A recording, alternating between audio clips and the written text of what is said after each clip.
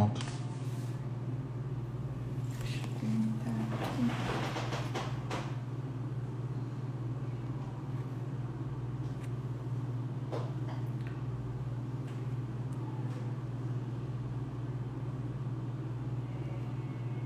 Fixar.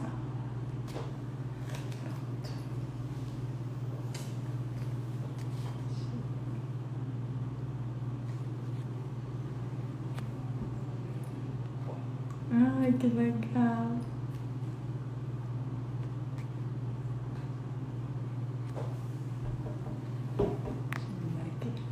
Boa tarde, pessoal. Podem entrando aí na nossa sala. Deixa eu ver aqui.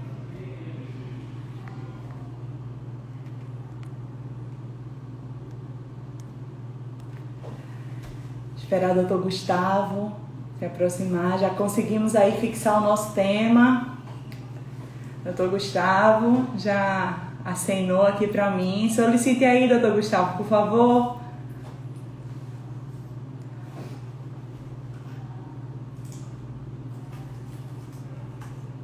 Oi, Thaís. Tô vendo aí o Leandro entrando. Pessoal do IDCT, o Hudson. Boa tarde, pessoal. Já temos aqui o nosso tema. Estou só esperando o nosso convidado, nosso ilustre convidado, fazer aqui a solicitação para que ele possa participar do nosso bate-papo.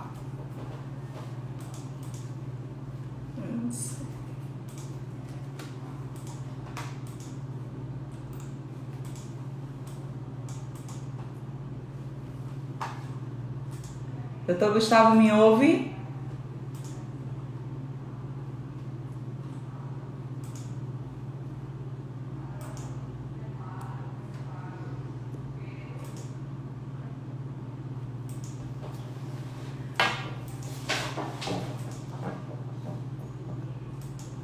Isso. Bom, enquanto a gente espera o nosso convidado entrar, eu gostaria de colocar para quem está aí, oi Thaís, eu gostaria de colocar para quem está aí e ainda não segue o Instituto, deixa eu abrir aqui o arroba dele, o Instituto de Defesa da Cidadania e da Transparência, o IDCT, aproveita a oportunidade enquanto a gente está esperando aí o doutor Gustavo, tô vendo ali a Luciana entrando.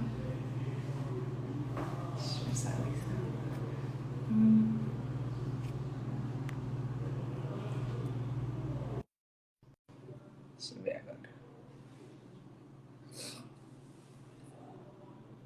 Conseguiu, Gustavo? Tá conectando. Oba, boa tarde, Gustavo. Tudo jóia? Olá!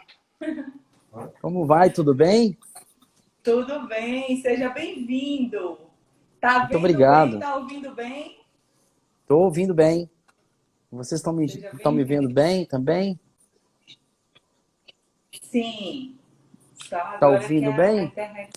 Estou ouvindo bem. Estou ouvindo muito bem. Custou aparecer aqui o ícone para mim da solicitação. Pois Ele não é, estava também custou disponível. aqui para... Ah, Sim, já que nós estamos a 17 horas e 3 minutinhos, eu gostaria de... Já cumprimentei aqui algumas pessoas que acenaram. Eu vi aí o ouvidor do IDCT está nos assistindo. Muita gente da Comissão de Direito Administrativo da ABA está aí nos assistindo. Muitos amigos. É bom que a gente reveja esse pessoal.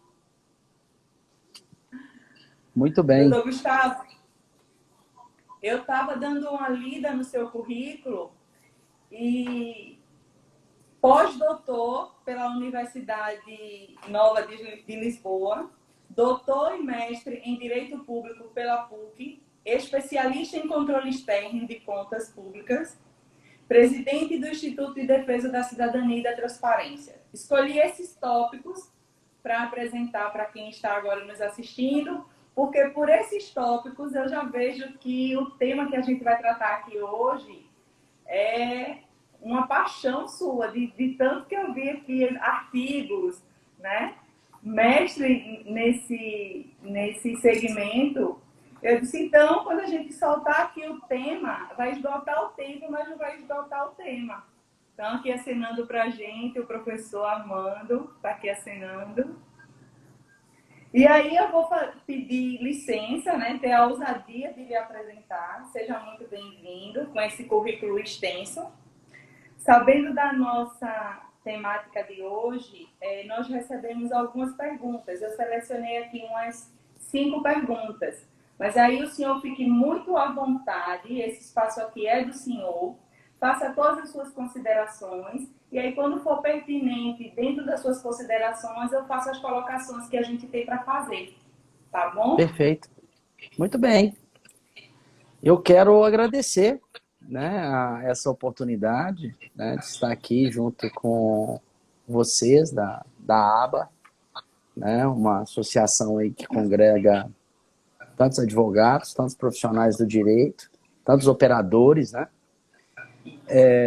Quero também dizer que o que tece muitas vezes o ser humano não são os títulos que ele tem, mas é aquilo que ele vai fazendo homeopaticamente, dia a dia, e procurando compreender nessa vida tão complexa que a gente tem vivenciado, mas, de fato, tenho me dedicado a entender um pouco mais como as democracias se formam, como elas se sustentam, como elas acabam. E isso tem muito a ver com a nossa atividade na administração pública, o zelo com que nós tratamos a coisa pública, principalmente aqueles que estão envolvidos com o direito administrativo, seja do lado do administrador, seja do lado do administrado. Não me considero um administrativista, muito longe de querer ser, tem muitas pessoas boas nessa área. Gosto muito da filosofia do direito, gosto muito das teorias da democracia, gosto muito dessa abertura, que às vezes tem um pé muito mais no direito constitucional, e acredito até que o direito administrativo tem feito um grande esforço para implementar. Então, essa minha dedicação, da qual você se referiu, né, e eu sou grato pela forma gentil com que você a fez, ela realmente é um esforço para tentar compreender se a gente pode melhorar, né? Se podemos fazer uma entrega melhor. E o nosso tema, que é um tema sobre transparência, e eu presido uma organização que defende a cidadania e a transparência, cidadania na condição de estímulo à participação das pessoas nos destinos da sua cidade, sobretudo, importante que a gente tenha muito essa noção de que o que legitima tomada de decisões dos operadores da administração pública, agentes públicos, servidores, é a maneira como a aquiescência das pessoas envolvidas, num plano mais amplo, pode configurar esse plano de legitimação. Então, por isso, defesa da cidadania, que a gente chama um pouco aí da autonomia pública, ou da capacidade e do direito que nós temos de participar, interferir e fiscalizar.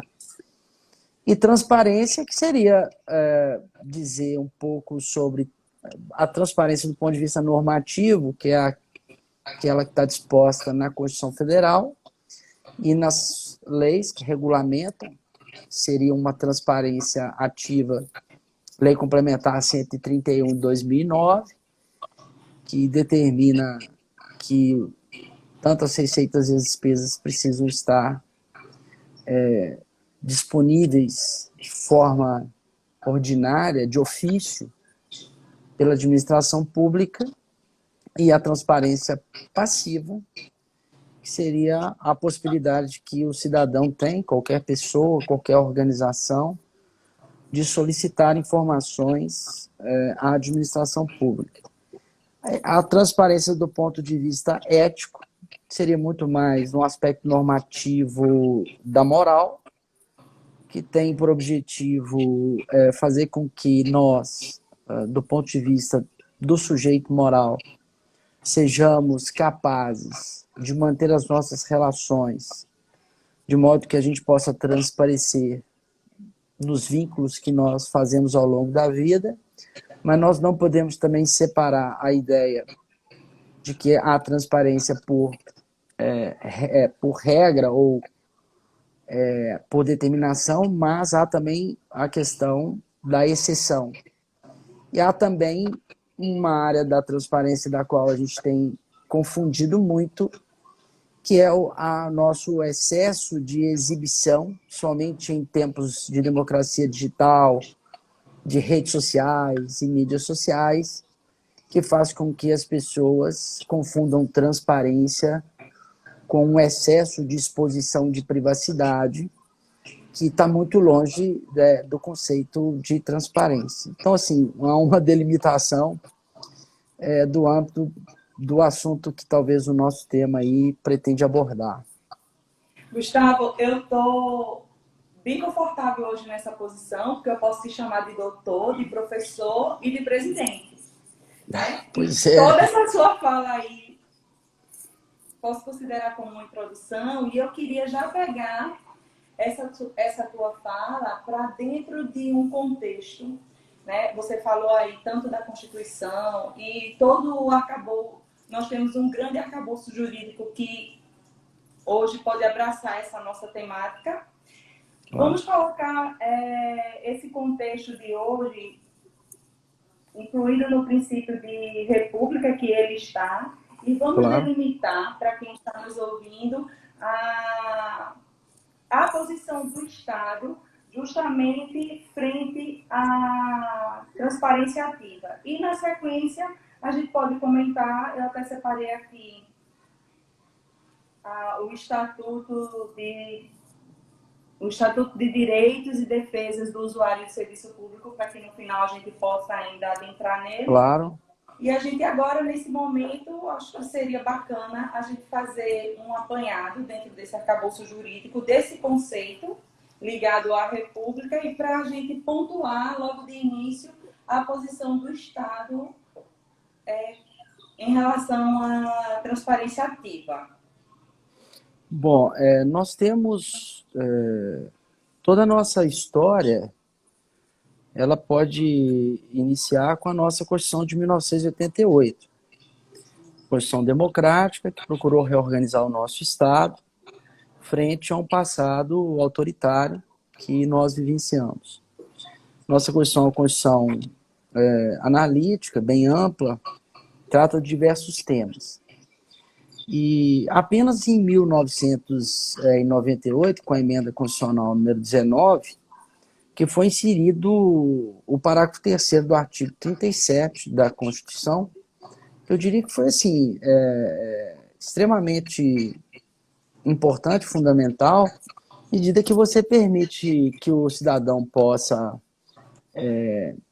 vamos dizer assim, ter acesso à informação, exige também uma determinação que os entes da federação deveriam disponibilizar as suas informações, como receitas, despesas, e o detalhamento das receitas e das despesas, de ofício, de forma autônoma, de forma voluntária, e, de um outro lado, há a possibilidade das pessoas poderem reclamar acerca da qualidade da prestação dos serviços públicos, e, mais do que isso, poder ter informações, aquelas informações que são regra na administração pública, né? Já que a gente tem um pequeno campo de exceção de algum tipo de informação que diz respeito à proteção do Estado, da defesa nacional,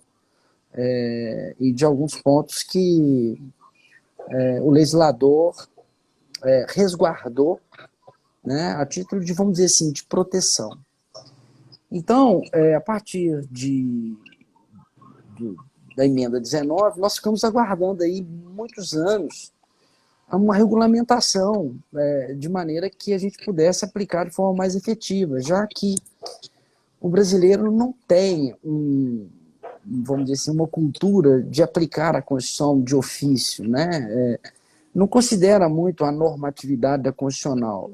O próprio princípio da publicidade, que está ali, né, inserido na Constituição Federal, já deveria fazer com que a administração pública, desde sempre, fosse muito clara e muito transparente em relação aos seus atos, vamos assim dizer. Mas a gente tem um momento importante que é a legislação, que é a Lei de Responsabilidade Fiscal, que é a Lei Complementar 101, e depois nós fomos assim amadurecendo do ponto de vista da administração pública, porque é bom eu abrir aqui um pequeno excursus, entre aspas, nossa lógica de administração pública sempre foi um direito administrativo do administrador. Então, lastreado na proteção do administrador ou, de certa forma, dando um grande conforto para quem administra a máquina pública. Acho até que tem a ver um pouco com isso a questão da carteirada, a questão de sabe com quem que eu estou falando, eu sou aquele que comanda o Estado, né? Eu sou o governador, eu sou o prefeito, eu sou o vereador, eu sou fulano de tal, e aqui eu sou o superintendente, eu sou o diretor. Quem sabe o que é bom para você aí, se é praça, se é escola, se é hospital, se é esporte, lazer, sou eu. Então, na verdade, essa estrutura tem a ver um pouco com a herança que nos sobrou. Aí o direito administrativo evoluiu muito, mas ainda acho eu que ficou muito preso. E ainda se tem um pouco desse comportamento. Mas a partir de 2010, 2009, que veio a Lei de Transparência, a sua regulamentação, a Lei 12.527 de 2011, que é a Lei de Acesso à Informação. Nós tivemos também, não vamos entrar nesse assunto, mas leis das estatais, leis anticorrupção, que prevê acordos de leniência, uma relação de parceria público-privada de forma mais equilibrada, mais respeitoso. E a Lei 13.460, que é agora de 2017, né, foi regulamentado em 2017, entrou em vigor aí progressivamente na União, Estados e os municípios, que, vamos dizer assim, que é um corolário do Código de Defesa do Consumidor quando o assunto é prestação de serviço público e quem está na outra ponta é o cidadão. Então, nós evoluímos muito, né, do ponto de vista legislativo, e foi muito importante para o Brasil, e acho até que estamos de parabéns em relação a isso. Agora, precisa de ser sedimentado, a gente precisa de tomar a cultura dessa legislação, no meu entendimento.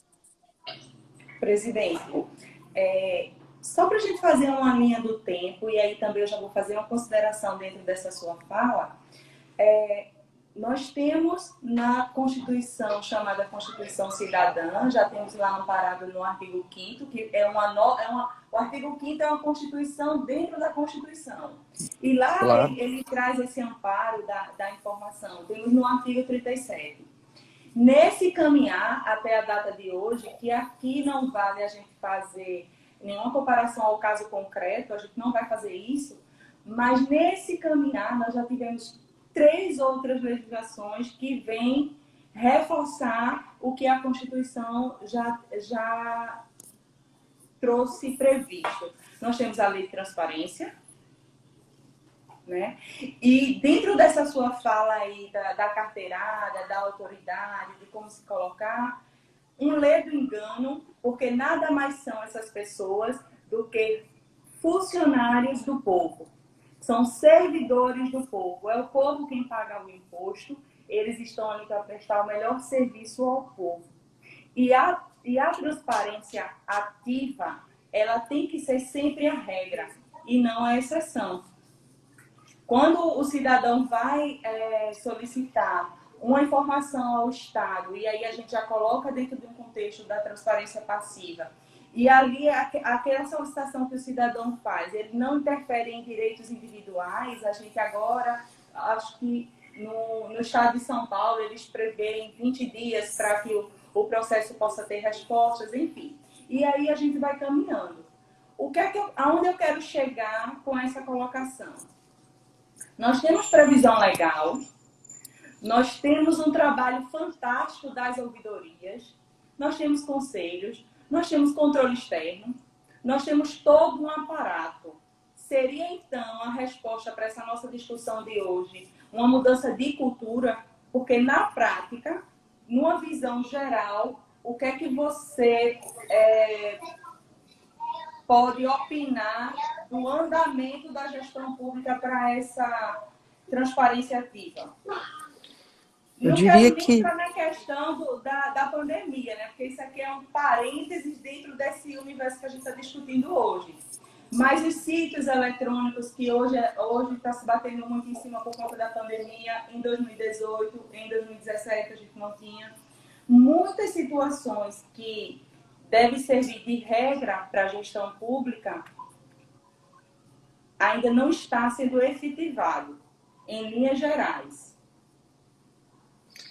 olha, eu penso que isso não existe uma resposta isolada sobre acerca dessa pergunta. Ela é um mosaico que a gente vai tecer para poder entender um pouco dessa brasilidade, dessa ausência de cultura. Quem faz, por exemplo, uma análise normativa da nossa Constituição, dos nossos poderes, dos nossos órgãos de controle, de nossas legislações, vai acabar dizendo que nós estamos saturados em controle, né? Porque a gente às vezes tem até sobreposições aí e até retrabalho na área do controle.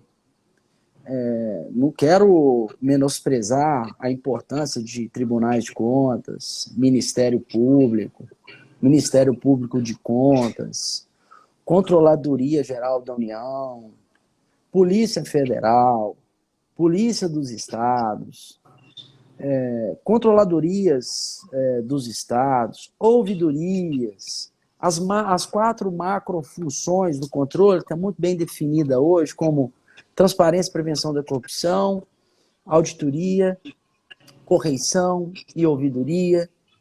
Se a gente for fazer uma análise da legislação, a gente fala assim, para que um país precisa de tanta lei? Quem faça uma análise rápida fala assim, olha, esse povo deve ter alguma coisa de errado para precisar de ser tão controlado. Eu dou um exemplo de um amigo do Ministério Público aqui de Minas Gerais que citava uma visita de um órgão similar do Japão aqui em Minas, e eles, ao apresentarem o Ministério Público, informaram que lá existia um centro operacional de defesa do meio ambiente, outro do patrimônio histórico e cultural, outro da saúde, outro desses direitos difusos de um modo geral, né? E os japoneses falaram, olha, é engraçado que quem cuida disso no Japão são as pessoas. Não existe um órgão que tenha uma especialidade para fiscalizar algo que é de interesse do cidadão. Então, assim, realmente a questão cultural, e dentro da questão cultural, você vai entrar na questão de um país desigual, de um país que nunca teve uma preocupação de inclusão de pessoas. Você tem um número grande de pessoas que não são incluídas do ponto de vista da educação, não são incluídas do ponto de vista da saúde, do saneamento básico, da inclusão digital e etc. Então você já perde uma grande parte da nossa população muito preocupada em sobreviver. Uma outra parte é analfabeto político, infelizmente. Você tem pessoas que não entendem muito como é que funciona a máquina, como é que funciona a administração pública.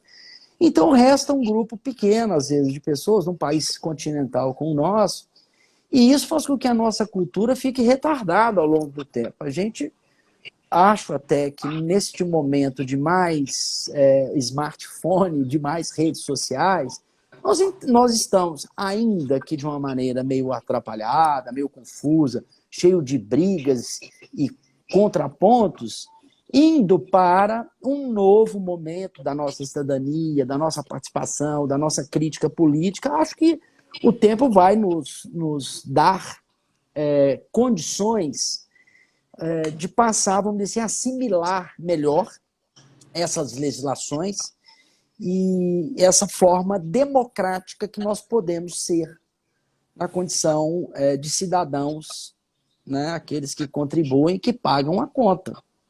Então, como eu disse, normalmente um país que tem muita legislação de controle é porque tem pouca cultura da ética, da formação, da educação e de uma série de princípios que talvez foram ficando pelo caminho. Mas eu tenho muita esperança, acho que nós vamos conseguir, em um dado momento da nossa vida, da nossa história, da nossa civilização, assimilar isso melhor, né?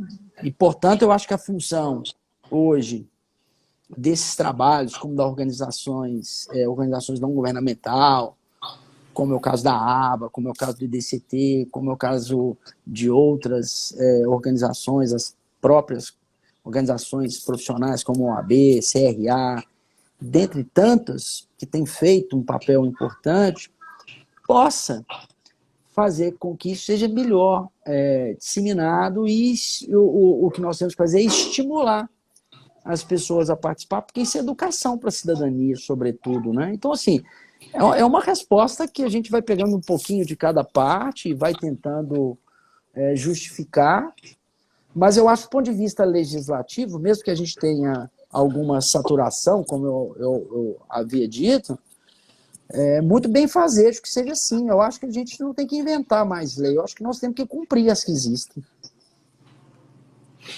Ô, Gustavo, eu acho que mais do que dever e obrigação, né? Às vezes pode até pesar essa situação para quem está lá na posição de gestor. Eu acho que mais do que o dever e a obrigação dele, deveria ser um orgulho para o gestor colocar no sítio dele, no canal de transparência dele, do órgão que ele está como gestor naquele momento, as benfeitorias, usar uma linguagem cidadã, um portal que tivesse fácil acesso, porque quando você está numa posição de gestor e você tem contraprestação para apresentar para o seu eleitorado, quem sai ganhando com esse ato, muito mais do que o cidadão, é você. Você está imprimindo ali o seu compromisso com a verdade, com a transparência, com a boa política. O que a gente poderia pensar como garantia e como ferramenta para que o controle social, para que o cidadão pudesse se utilizar na ausência dessa transparência ativa? Olha, vamos lá. Eu já imagino que na última década nós evoluímos muito. Eu acredito também que a transparência ativa tem funcionado, mas ainda ela é muito deficitária, ela é muito incipiente, porque nós temos 5.500 municípios no Brasil, dos 5.000, nós estamos falando de poder legislativo, são 5.500 câmaras, mas não sei quantas autarquias, empresas públicas que estão ali na administração indireta, que precisam se submeter a esse regime de transparência ativa e passiva. E ouvidoria também, né? Então, a gente precisa de um grande programa de estímulo, que seria uma boa ferramenta para que os municípios pudessem, sem muito custo, instrumentalizar e fazer uso de uma ferramenta que ele pudesse disponibilizar os seus dados, porque a gente sabe que nos municípios a gente às vezes tem muita dificuldade das pessoas, a própria contabilidade, o próprio controle interno. Tem municípios aqui em Minas que tem 900, 1.000, 1.500 habitantes. Então, realmente há uma dificuldade muito grande do ponto de vista do saber. Então, a gente precisa muito, a associação como Associação de Direito Administrativo, trabalhar muito nesse processo educativo. A segunda coisa a gente precisa também de visitar um pouco nossos municípios, quando passar a pandemia, claro, mas aqui em Minas muitos municípios são esquecidos. Nós temos municípios aqui que ficam a 900 quilômetros da capital. Então, assim, é muito difícil de você ver um promotor ir lá, do Tribunal de Contas disponibilizar para ir em 853 municípios. Então, a gente precisa de uma grande difusão de conhecimento, a ajudar esse pessoal a se inserir no âmbito do controle social. E, de um outro lado, a gente precisa muito de estimular o cidadão a participar mais da vida. Você vê que todo cidadão hoje tem um smartphone. Smartphone não é, se você for mensurar quem tem smartphone no Brasil, se for mensurar pela pobreza, se for pelo quem tem smartphone, a gente seria um país desenvolvido. Então as pessoas gostam, têm acesso à internet, a gente tem que explorar um pouco mais esse campo virtual para poder fazer chegar de alguma forma mais lúdica, de forma em que desperte o interesse dessas pessoas, e ensiná-los que é importante eles participarem da vida. Isso não é fácil, isso não é receita fácil, mas democracia dá trabalho, e democracia é participação, e aceitar o que esse pessoal tem para nos dizer. Transparência ativa, os órgãos como Ministério Público, Controladoria Geral da União, Ministério Público Federal, faziam um controle importante de classificação de como estava a nota da questão da transparência ativa e passiva. A coisa está meio... tinha que melhorar, esses órgãos precisam de movimentar essa conta. Se não tiver mensuração, medida, aquele checklist que os municípios têm que cumprir uma série de coisas mínimas que a legislação, os prefeitos não vão cumprir, tem que ter uma cobrança, tem que ter programas no âmbito dos órgãos de controle, não para punir, mas para angariar o compromisso dos prefeitos e presidentes de câmaras de disponibilizar esses dados. Não. Já está funcionando muito melhor que funcionava na década passada. Agora, de 2021 a 2030, nós temos que ter a década da consumação dessa legislação. E nós estamos aqui para ajudar a fazer isso. Gustavo, eu vou agora compartilhar, eu não sei, não me recordo se eu já compartilhei com você, uma notícia bacana. No segundo semestre de 2019, a Escola do Tribunal de Contas daqui de Alagoas fez um trabalho que eu achei fantástico. Confesso que foi a primeira vez que eu tinha visto, e aí agora eu vou aproveitar a oportunidade de compartilhar com você. Foi o que eles fizeram. Eles pegaram, a Escola de Contas pegou o segundo semestre e visitou todos os municípios de Alagoas. Eu fui como palestrante, porque são quantos? Fizeram por região. Então, se eu fosse na cidade de Arapiraca, todos os círculos vizinhos daquela cidade, eles participariam. Foi uma logística muito interessante, foi um trabalho que foi muito efetivo. A gente disseminou bastante a questão da desburocratização. A gente trabalhou muito a 13.726, que estava bem recente nas implantações dessas questões. E o que é que eu trouxe? O que é que eu via? Em determinado setor, em determinado órgão, se o servidor sai de férias, aí aquele processo fica lá, ninguém sabe, ninguém viu, até que aquele servidor volte de férias. Eu comecei a analisar, porque quando você está no atendimento do público, você tem uma outra visão da coisa. Eu comecei a analisar todas essas questões que eram levantadas lá pelo público, pelos participantes. Talvez, e aí eu vou me arriscar a dar uma sugestão, e aí eu gostaria de ouvir a sua opinião, que tem know-how nisso. Talvez no momento que nós possamos ter o processo digital, que ele nasça digital, que ele tramite digital e que ele se arquive digital, e eu acho que nem é uma utopia minha, eu posso estar sendo até muito bondosa, mas eu acredito que nesse momento, quando a gente tiver um processo que nasceu digital, tramitou digital e se arquivou digital, a gente consiga dar uma resposta melhor ao cidadão que procura aquele órgão para pedir uma informação. Olha, eu acho que nós estamos na era da tecnologia, na era da mineração de dados, da inteligência artificial. Isso está tudo a nosso favor.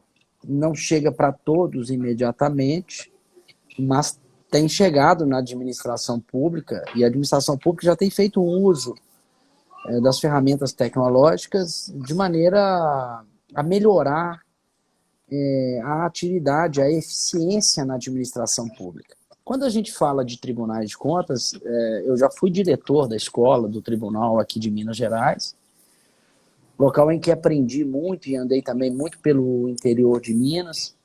O Tribunal de Contas aqui tem muitos projetos e tem muita vanguarda na área de tecnologia, faz muita coisa boa. Eu penso que a sua ideia seria o ideal que estados e municípios pudessem ter, mas a gente sabe que essa realidade ainda é distante. A gente tem um grande problema de exclusão digital no Brasil. Nós estamos discutindo aí o grande problema da pandemia, que é como fazer com que alunos, principalmente de escolas públicas, tenham acesso a infraestrutura tecnológica como rede, computador, a internet que seja minimamente aceitável para poder fazer uma aula. E a gente vê que nós estamos engatinhando em relação a isso.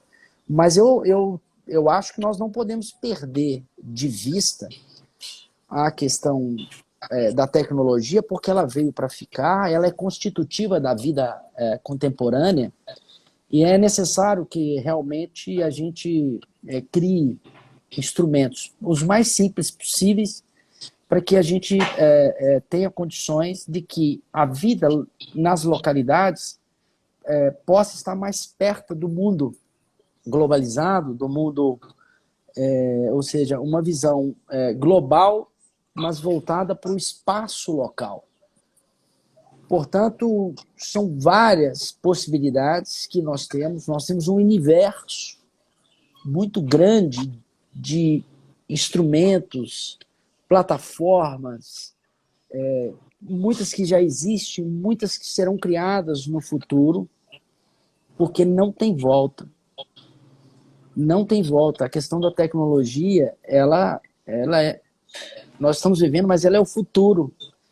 Quer dizer, já está tudo acontecendo, o Brasil está muito atrasado ainda, mas não tem como a administração pública sobreviver sem a tecnologia. E nesse ponto, o controle vai também melhorar.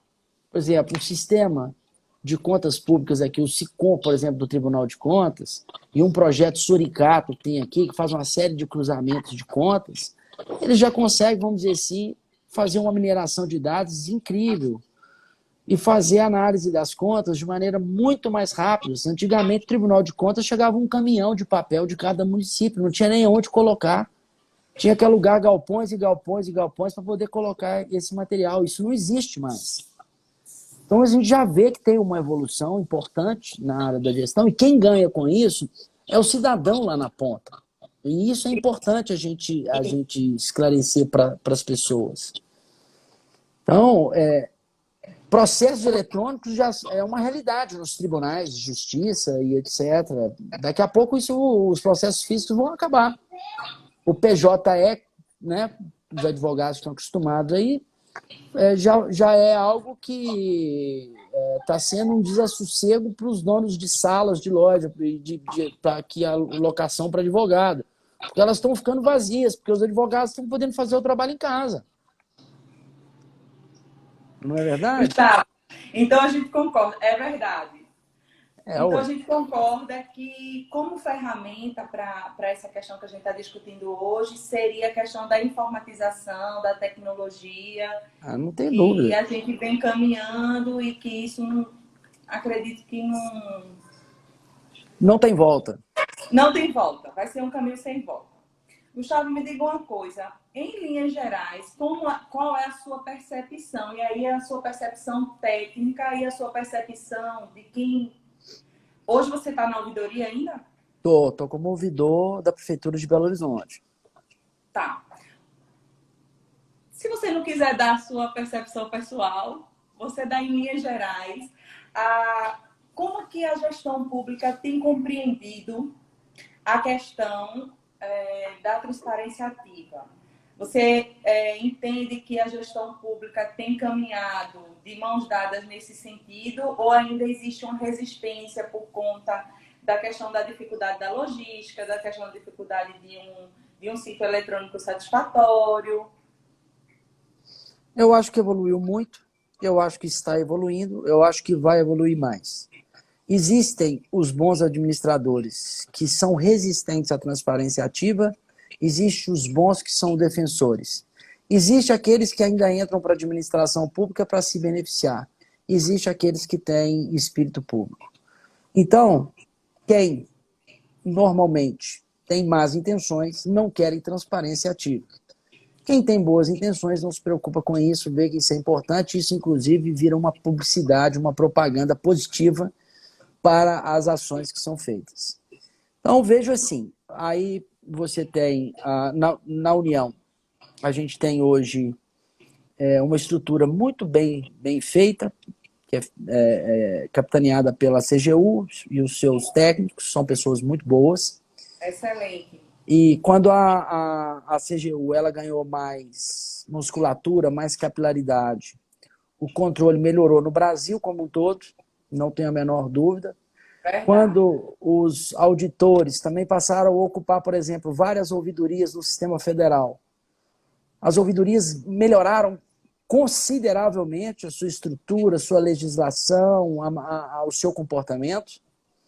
Faço eu parte da Rede Nacional de Ouvidores, da Ouvidoria Geral da União, acompanho, inclusive destaco um papel fundamental que a 13.460 foi discutida com todos os ouvidores da Federação, União, Estados e Municípios, dos poderes, para criar um decreto regulamentar que pudesse não só receber a influência dos estados e dos municípios, das capitais, principalmente, e criar um modelo, uma minuta de decreto que pudesse também servir de base para que cada um pudesse adaptá-lo à sua realidade.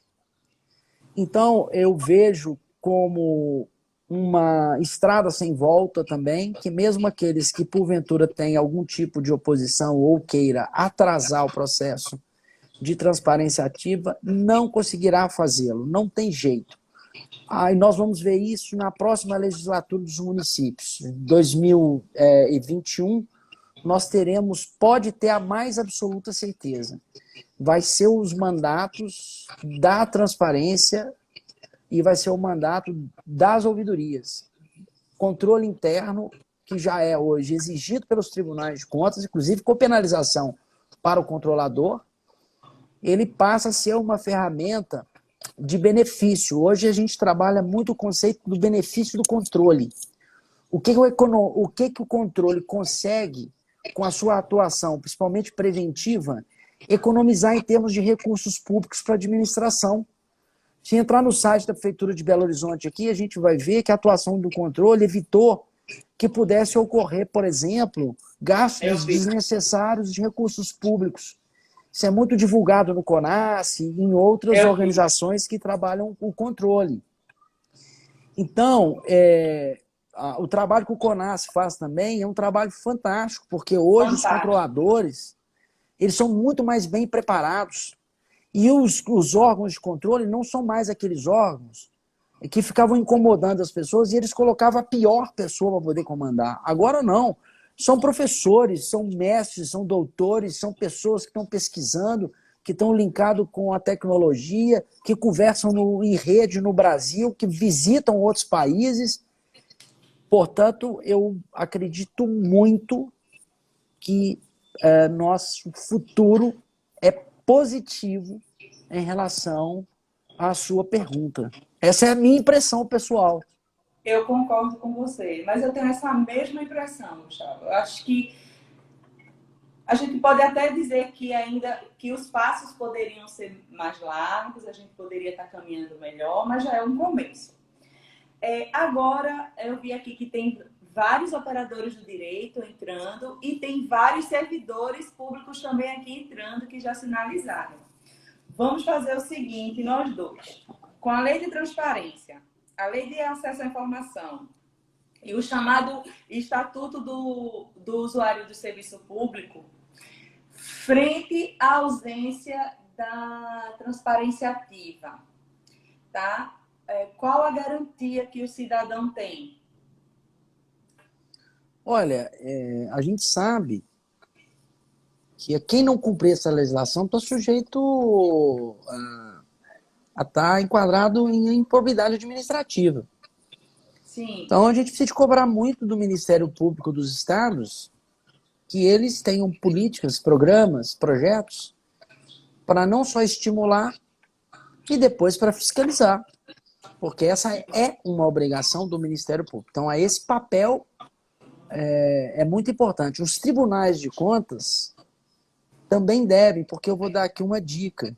Em Minas Gerais, nós fazemos transparência ativa com base nos dados do Sistema Integrado de Contas Públicas, que são os dados mais fidedignos que um município pode passar para a Corte de Contas.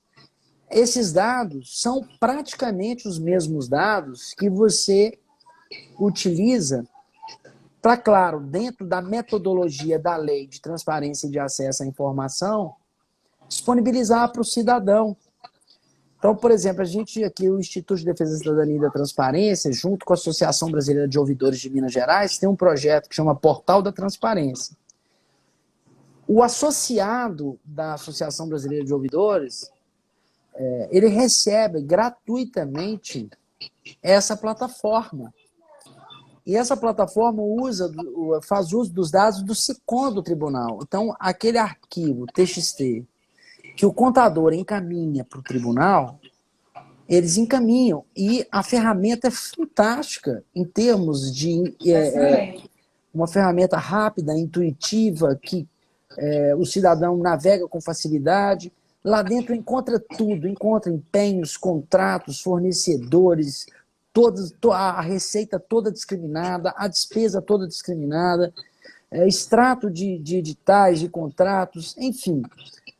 E essa ferramenta que ficamos aqui pensando, conversamos muito com o Ministério Público sobre sua funcionalidade, ela foi um sucesso. Então, tem um número considerável aqui de municípios e câmaras que estão utilizando a ferramenta, que estão muito satisfeitos. Que foi uma forma que nós atuamos para poder fazer isso a um custo muito baixo e ajudar os municípios, principalmente os pequenos, abaixo de 10 mil habitantes, entre 10 e 50 mil, que são a maioria aqui em Minas, para poder trabalhar a transparência ativa e a passiva. E que então, pode ser replicado para outros interessados. Sim, pode ser replicado e é um projeto muito bacana que muitas vezes o Estado e outras organizações estatais não fazem, mas que o terceiro setor acaba abraçando porque tem uma ansiedade, porque o terceiro setor é a própria sociedade civil organizada que anseia que os governos tenham uma performance melhor. E aqui eu destaco que eu estou servidor público há 20 anos, aí, participei de vários projetos, conheci várias instituições, e eu acredito muito no servidor público, acredito muito no trabalho daqueles que se dedicam à atividade da administração pública e que não se escondem por trás da administração pública ou não querem simplesmente fazer um concurso e esperar a vida passar. Porque não há também um país que quer ser democrático, que quer entregar boas políticas públicas e prestação de serviços públicos sem que o servidor não tenha um envolvimento e um engajamento. Então, às vezes, acho até que os políticos atrapalham a vida do servidor em alguns momentos, porque eu já tive a oportunidade de ver pessoas com experiência, vivência, ser contrariado por políticos inexperientes ou que tinham outros objetivos que não o foco no interesse público ou no interesse do cidadão, vamos assim dizer. Então, penso que é por aí o caminho. Não queria nem me interromper, mas é porque eu vi aqui a Thaís, tem aqui o professor Carlos Lima, que um excelente profissional, atua aqui também no estado. Gustavo, antes de você entrar, eu até compartilhei o @, do IDCT para que todas as pessoas, tivemos 30 pessoas assistindo no ao vivo, e aí esse vídeo vai ficar salvo no IGTV. O horário é o horário mais quantas? Ah, tá. Esse horário é um horário mais tranquilo para o Instagram. E eu compartilhei com o pessoal que estava entrando o @ do IDCT, porque é um instituto de grande credibilidade. Eu conheço o trabalho, um trabalho de excelência. Você citou aí o CONASE, outra referência. E eu vou lhe dizer, peço desculpas até pela minha falha no início de não colocar no seu currículo a modéstia, né? Porque quem lhe conhece sabe que você é uma pessoa rico de conhecimento e extremamente modesto. Você é muito modesto. Se você não tivesse todo esse know-how da sua experiência, do seu trabalho e como servidor público, você não estaria hoje ocupando a posição que você ocupa. Então, para mim, é uma alegria ter você aqui no nosso espaço. Para mim, é uma honra receber você através do canal da aba. Mas agora, deixe só eu puxar um pouquinho a sardinha para o lado do controle social. Posso? Claro, deve. Aliás, onde estou hoje na condição de ouvidor, né? Eu sei. Gustavo, é o seguinte. O contribuinte que paga a conta tem o direito de saber onde, tem o direito de saber quando, tem o direito de saber o que foi o serviço que foi prestado, tá? De novo, vamos bater nessa tecla. Nós temos um arcabouço jurídico excelente, a gente não precisa de outra lei, como você bem enfatizou. A dificuldade ainda na transparência ativa. Eu acredito que você diretamente trouxe a resposta aí, que está nesses modelos de gestores que ainda tem, mas que no futuro próximo estamos caminhando para não ter. Acredito também no bom serviço público e no servidor público de qualidade. Mas para aquele controle social, porque assim, eu vi aí e eu concordo com todas as suas palavras em relação ao trabalho do Ministério Público de Contas, as ouvidorias. Eu sei que é um trabalho de excelência, de resultado, mas eu aposto muito as minhas fichas na denúncia do contribuinte. Aquele contribuinte que para um momento no dia e dá um alô para a ouvidoria do seu município, pede uma informação, presta uma denúncia, porque o controle social, além de ser econômico, né, eu acredito que ele tem um alcance maior. Veja, quantas pessoas nós temos lotado dentro de um Ministério Público de Contas. Para a quantidade, eu não vou nem falar aí de Minas, mas para a quantidade de municípios que nós temos aqui no estado. Então, se aquele cidadão, que é o contribuinte, é ele o maior interessado, e ele que tem o direito de saber para onde que foram as suas contribuições, tiver a consciência do direito e de saber que ele pode sim se utilizar dos canais e fazer todas as reclamações, denúncias e pedidos de providência, eu bato muito nessa tecla para onde eu vou, porque é esse pessoal aí que vai fazer com que o processo seja ágil, sabe? Eu sei de toda a importância de todos esses órgãos que você citou, sei do know-how desse trabalho aí todo, mas eu aposto muito no controle social, Gustavo. Eu também aposto e tenho feito isso já há algum tempo. Em 2005, quando eu escrevi a minha dissertação de mestrado, Eu já estava lá fazendo essa aposta do ponto de vista acadêmico. E me chamaram de sonhador. Depois, em 2012, quando eu também Eu acho que estão me chamando disso.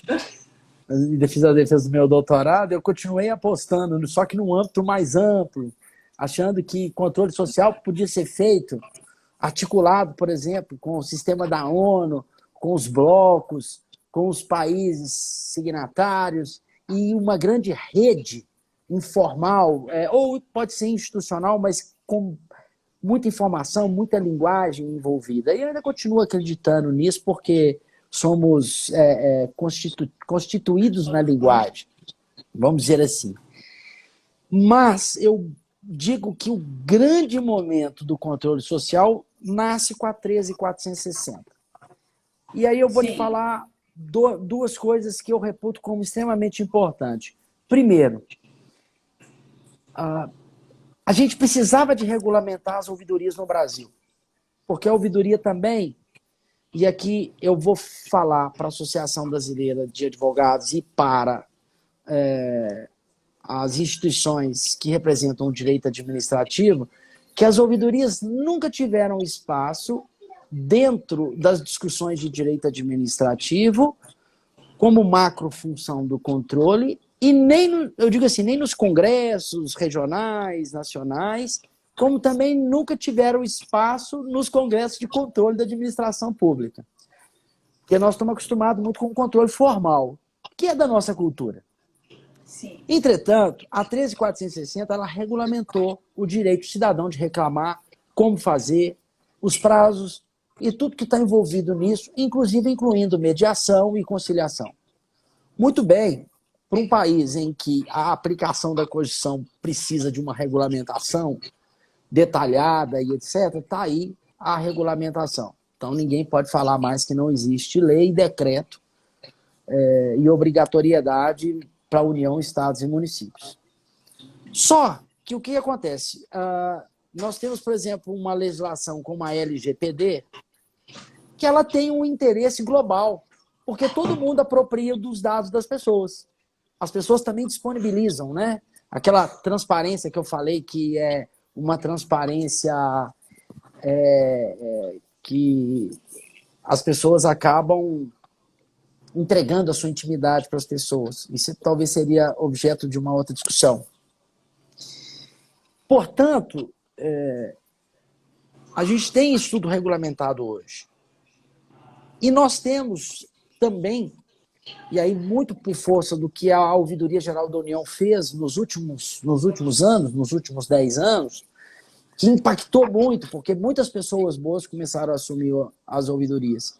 Porque até então eram apenas pessoas muito voluntariosas, apaixonadas, achando que o ouvidor, por ouvir tudo, acaba sendo quase que um ser messiânico, porque no fundo ele tinha uma visão ampla, holística, da tristeza, das queixas, dos problemas dos cidadãos e dos mais simples.